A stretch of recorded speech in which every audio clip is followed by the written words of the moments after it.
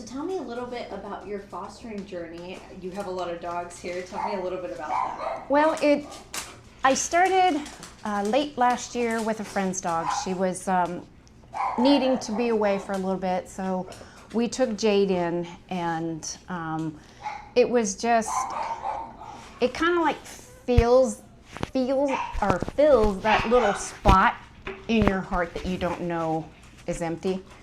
And so it was a very fulfilling experience, I think, for myself, even for my husband, and especially for Jade.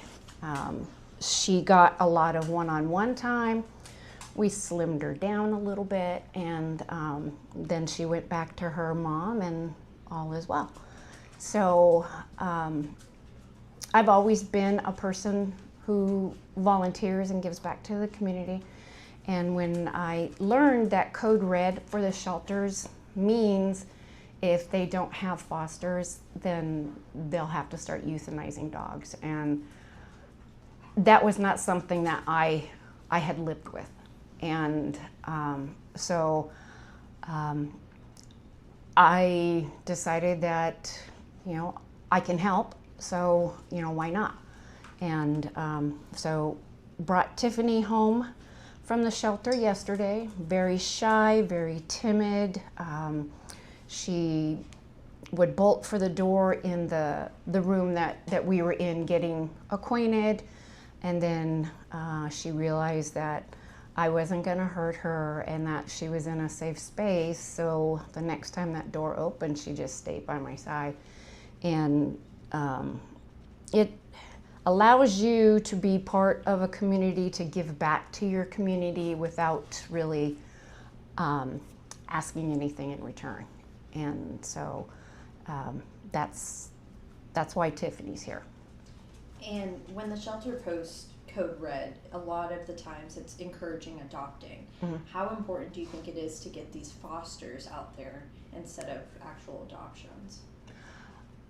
Well, fosters, I think it helps everybody in the long run because it gives the animals a chance to live in a home, to be taught life skills that they are not necessarily getting being in a kennel or roaming out on the streets. And it allows for any incoming incoming animals to be able to use the kennel. It's kind of like a bad circle, I would say. You get dogs in, they Code Red, they go out to foster, they're made better animal citizens, and we have adoptions, and then we're back to more Code Reds. And I think a lot of that could potentially go away if there was outreach to have people get their pets spayed and neutered. I mean, I'm not Bob Barker or anything, but it's very important.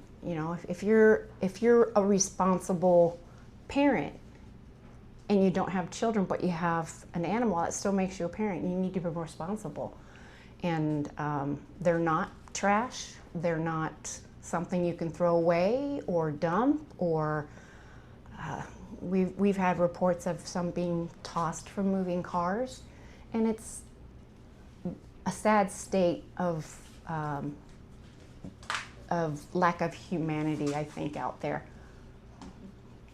You don't have to be a person of means to foster. They are looking for just enough space for another life to occupy your home.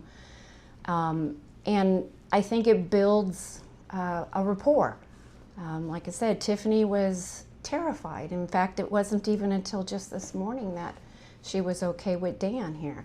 And I can't imagine living in a small confined area, scared out of my wits, not understanding the situation. And if we can alleviate that for some, it's not possible for all, but you do what you can to make your community better.